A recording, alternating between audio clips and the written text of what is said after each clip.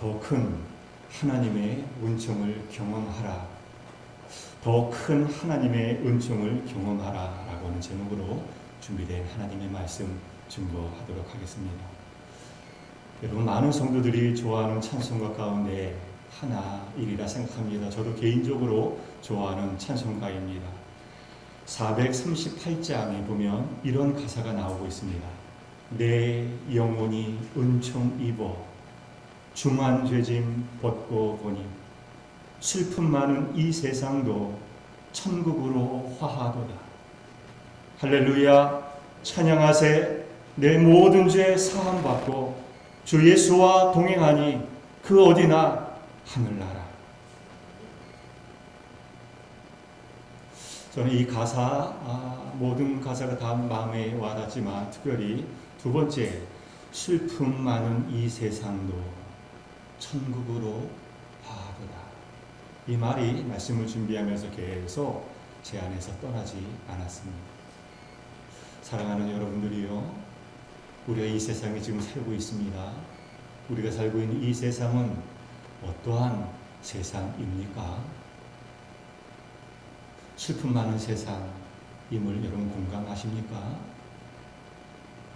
오늘 대표 기도자께서 코로나 사태 이야기를 꺼냈습니다. 많이 온 세계가 코로나로 인하여서 불안해하고 있다라고 하는 기도를 하셨습니다. 그렇잖아요. 코로나 사태가 점점 더 심각해지고 있습니다. 우리 나라만 놓고 보더라도 연일 계속 500명대를 유지하다가 얼마 전에 600명대를 기록하지 않았습니까? 어제 잠시 내려간 것 같더니만 오늘 아침에 보니까 631명이 오늘 확진자가 발생이 되었다라고 하는 기사를 보았습니다. 이러다가는 1000명대를 돌파하는 것은 시간 문제입니다. 전문가들은 그렇게 이야기를 합니다.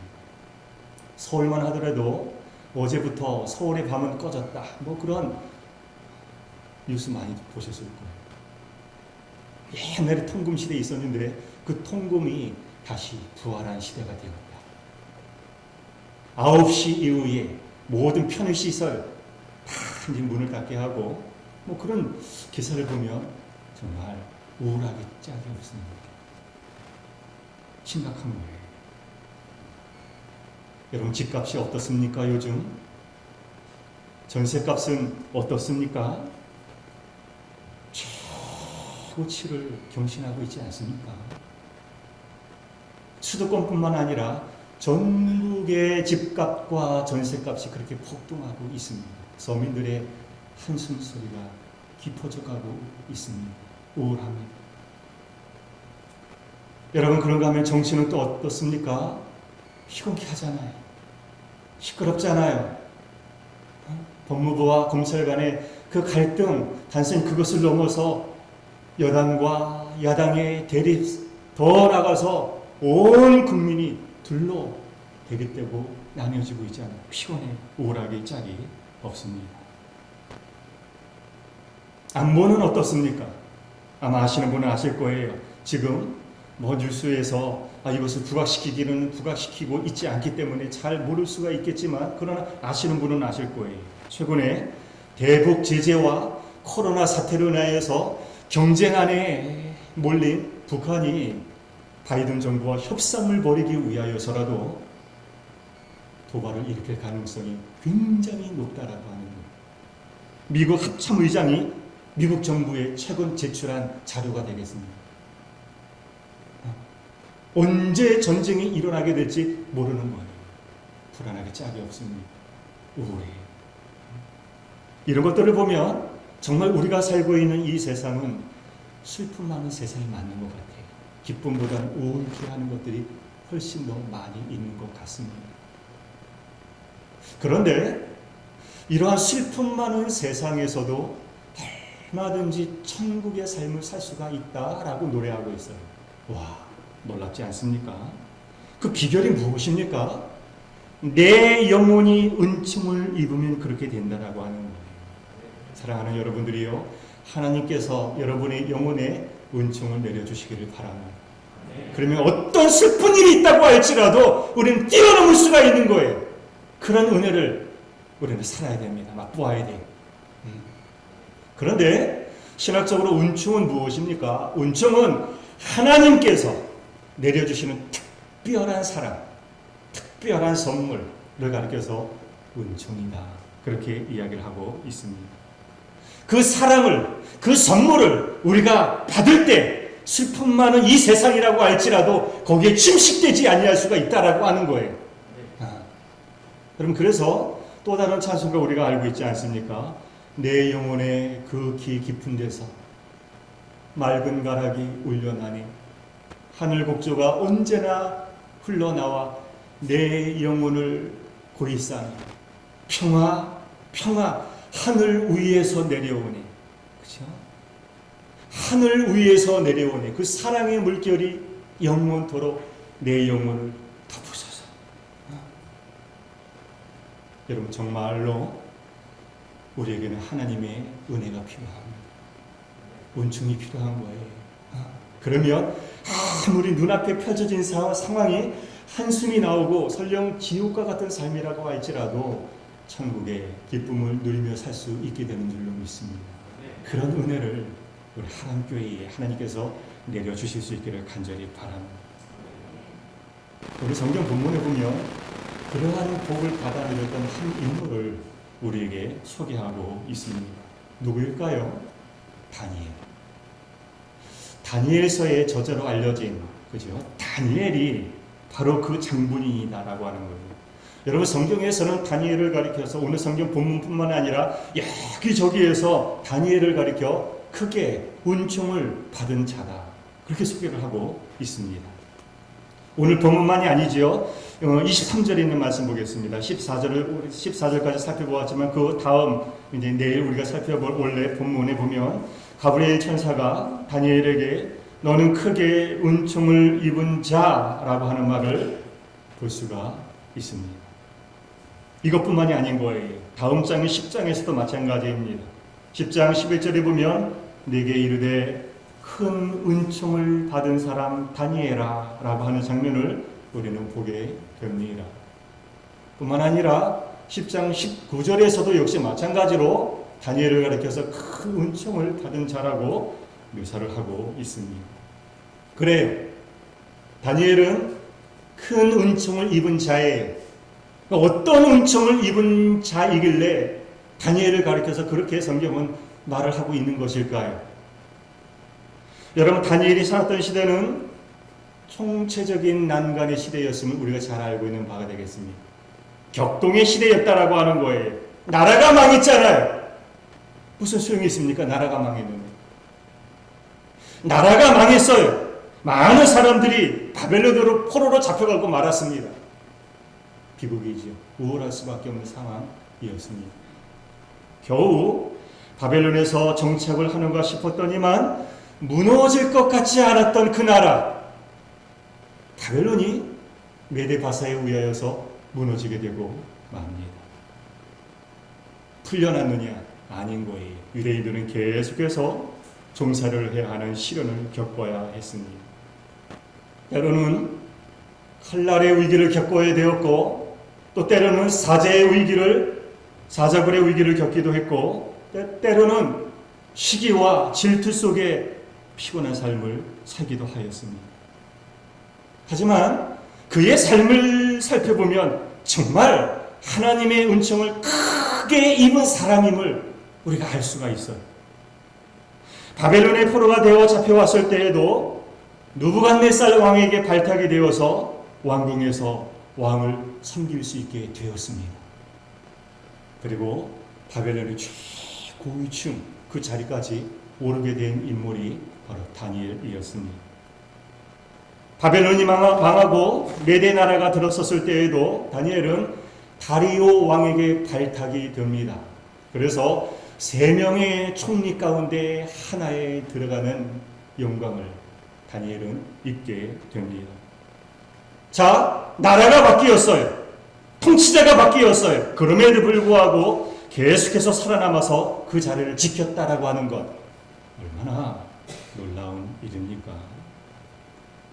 주변 사람들이 시기했겠죠. 질투했겠죠. 그래서 다니엘을 사자굴에 집어넣기 위하여서 음모를 꾸미잖아요.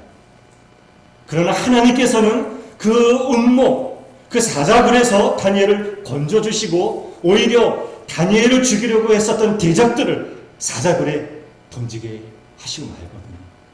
놀라운 일인 거예요.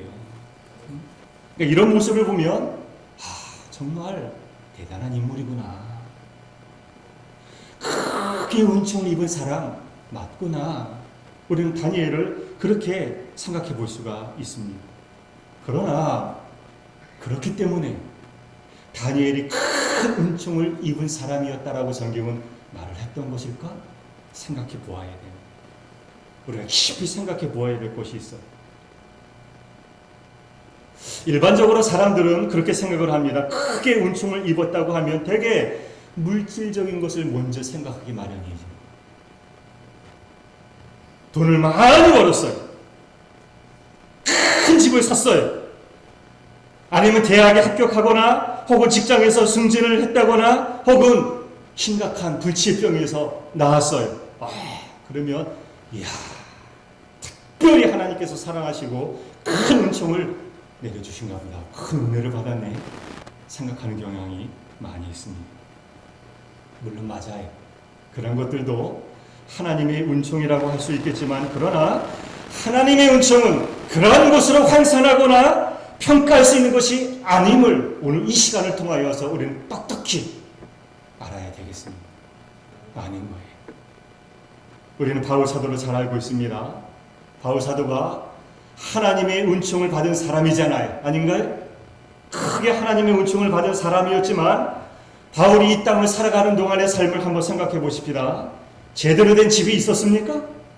재산이 있었습니까? 가정을 이루었나요? 아닌 거예요. 이루질 못했습니다.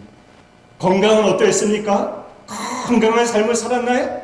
아니잖아요. 육체의 가시가 있었잖아요. 너무너무 괴로운 삶을 살았던 인물이 바로 바울 사도였어요. 가는 곳마다 환영을 받았습니까? 환영을 받는 곳도 있었지만 더욱더 많은 환난을 받은 인물이 바로 사도 바울임을 우리는 잘 알고 있습니다. 그렇다고 해서 그에게 하나님의 은총이 없었다라고 말을 할 수 있겠습니까? 아닌 거예요. 우리가 잘 알고 있는 말씀 고린도전서 15장 10절에 있는 말씀을 여러분 제가 봉독해 드릴 때에 다시 한번 깊이 생각해 보실 수 있기를 바랍니다. 바울 사도가 뭐라고 고백을 하고 있습니까? 그러나 내가 나 된 것은 하나님의 은혜로 된 것이니 내게 주신 그의 은혜가 헛되지 아니하여 내가 모든 사도보다 더 많이 수고하였으나 내가 한 것이 아니에요 오직 나와 함께 하신 하나님의 은혜로라. 하나님의 은혜였다 고백하고 있어요. 여러분 이 고백을 들어보십시오. 이 고백을 들어보면 그는 누구보다도 하나님의 은혜를 많이 깨닫고 그 은혜 안에 거하는 삶을 살고 있었음을 우리는 잘 알 수가 있습니다. 물질적인 것으로 계산할 수 없는 놀라운 세계가 그에게는 있었다라고 하는 거예요. 여러분 이런 축복을 저와 여러분들이 받아 누릴 수 있기를 간절히 바랍니다. 눈에 보이는 것 그게 전부가 아니라고 하는 거예요. 그 너머에 있는 신비한 것, 오묘한 하나님의 선물 그것이 있음을 우리는 기억할 줄 알아야 되겠습니다. 오늘 본문을 보면 크게 은총을 입은 자에게는 더 중요한 모습이 있음을 소개해주고 있습니다. 우리가 주목해 보아야 할 것이 바로 이 부분인 거예요. 더 큰 은총을 입은 사람, 저도 여러분들도 다 그런 사람이 되어야 되는데 아멘이라고 하셨는데 그럼 더 큰 은총을 입은 사람은 어떠한 모습이 있어야 될까? 한번 살펴보십시오. 3절에 있는 말씀을 한번 보십시다. 내가 금식하여 베옷을 입고 죄를 덮어쓰고 주 하나님께 기도하며 간구하기를 결심하고 라고 되어 있습니다. 주 하나님께 기도했다라고 하는 거예요. 강조하기 위해서 간구했다라고 하는 거예요. 4절에 있는 말씀도 한번 보십시다. 내 하나님 여호와께 기도하며 자복하여 이루기를 내 하나님 여호와께 뭐요?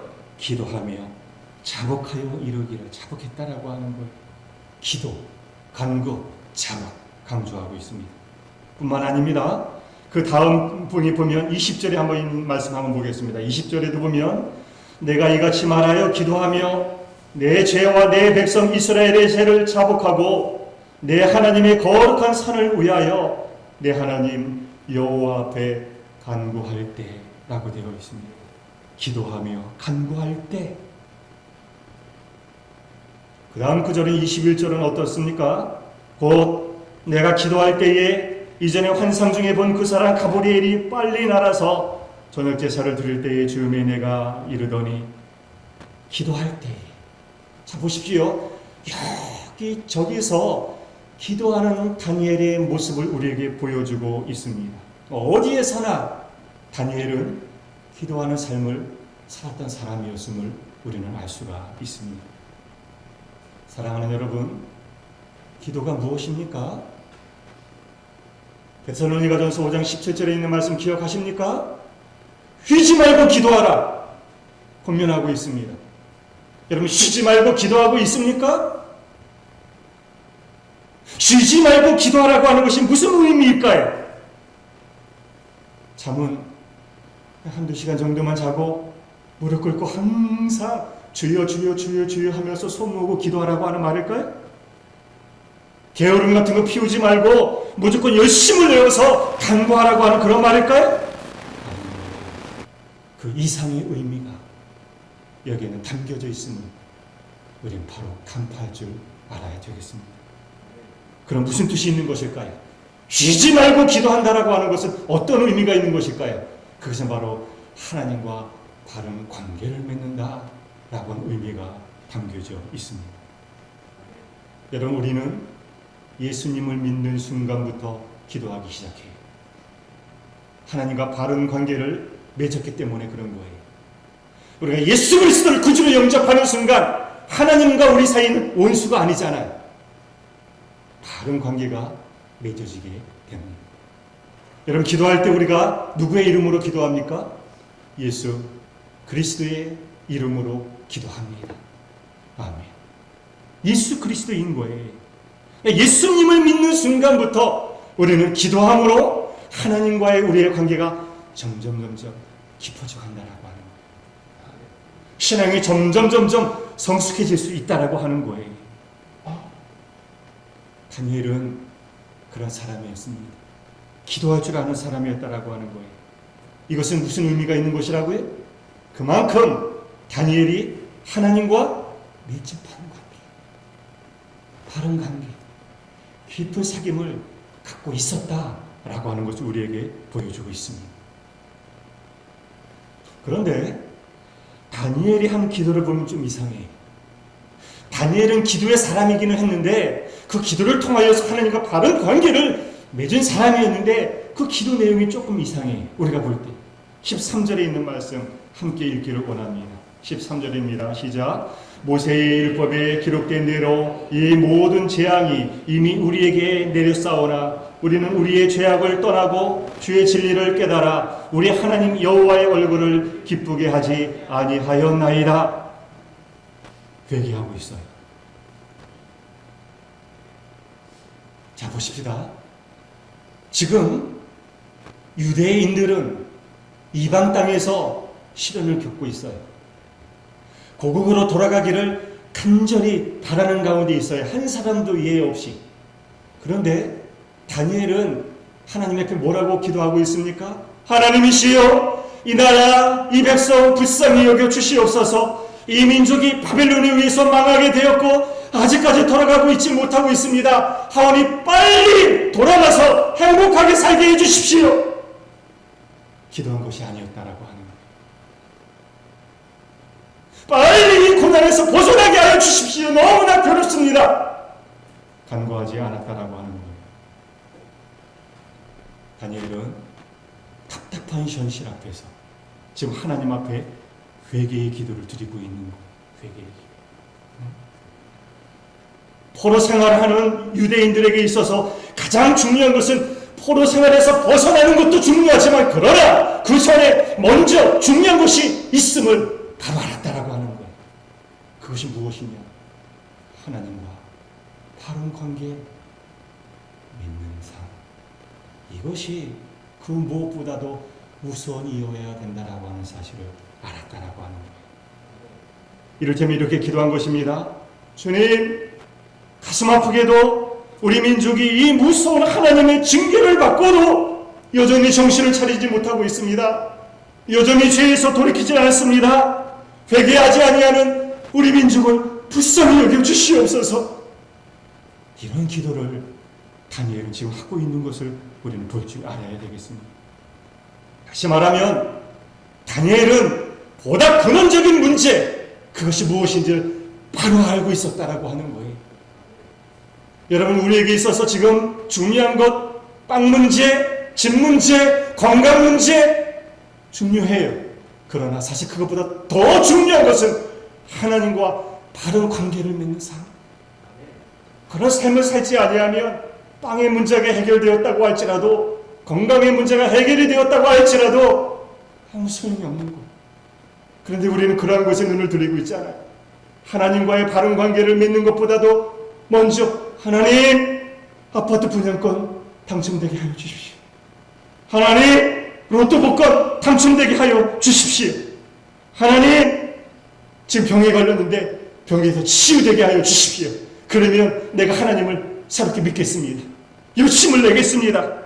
우리 자녀 대학에 합격만 시켜주십시오. 그러면 내가 열심을 내겠습니다. 우리 아들, 딸, 손자 취직시험에 합격시켜주시면 소원이 없겠습니다. 도와주십시오. 여러분, 물론 그런 기도도 우리에게 연약한 존재에게 필요한 것이지만 그러나 하나님은 그것보다도 더 근원적인 문제에 눈을 돌리기를 원하십니다. 하나님과 바른 관계를 맺는 삶. 여러분, 우리 사회를 보면 가슴이 아플 때가 참 많이 있습니다. 그때 위기만 모면하면 된다는 생각이 뿌리 깊이 새겨져 있는 것을 쉽게 여기저기서 볼 수 있기 때문에 그렇습니다.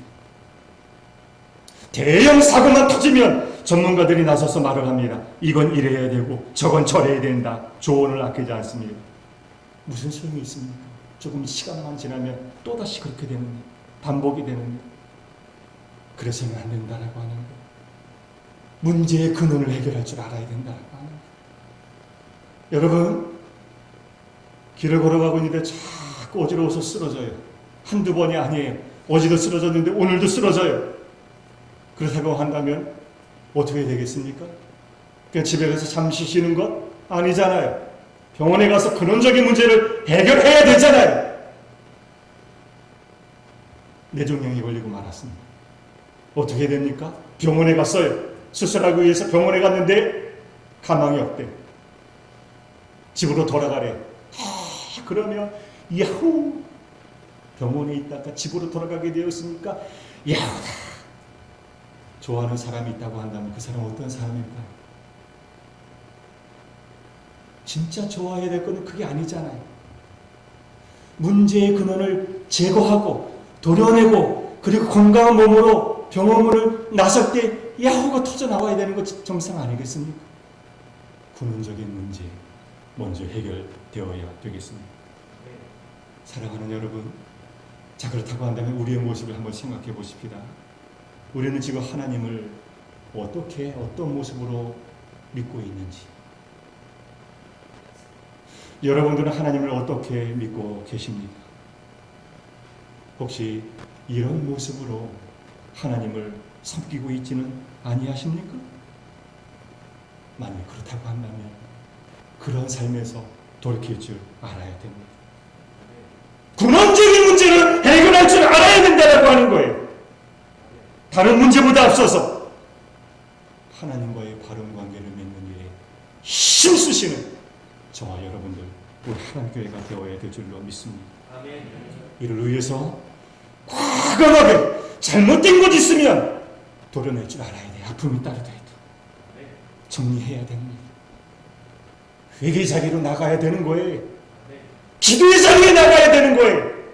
요한복음 15장에 보면 나는 포도나무요 너희는 가지니 그가 내 안에 내가 너희 안에 거하면 많은 열매를 맺으리니 너희가 나를 떠나서는 아무것도 할 수 없음이니라 말씀하고 계십니다. 붙어있는 삶, 친밀한 삶, 바로 사귐의 삶이 먼저 우리에게 있을 때에 우리가 바라는 그 밖에 다른 열매도 우리에게 맺게 되는 역사가 나타나게 될 줄로 믿습니다. 이번 대림절 기간 어떻게 보내시렵니까? 오늘 두 번째 주일을 맞이했습니다. 이번 두 번째 주간 여러분들은 어떻게 보내시렵니까? 부디 오늘 우리에게 주신 이 말씀 기억하여서 믿음의 자세로 주님 기다리시고 믿음의 자세로 주님께 붙어있는 삶, 무엇보다도 먼저 다른 것도 중요한 것 많이 있지만 간구할 것 많이 있지만 풀어야 될 것 많이 있지만 무엇보다 먼저 하나님과의 바른 관계 맺는 일에 집중하실 수 있기를 바랍니다. 그러면 여러분은 틀림없이 더 큰, 더 놀라운 은총을 입는 주인공들이 될 수 있을 것입니다. 아멘, 아멘, 아멘. 그런 하나님교회가 될 수 있기를 바랍니다.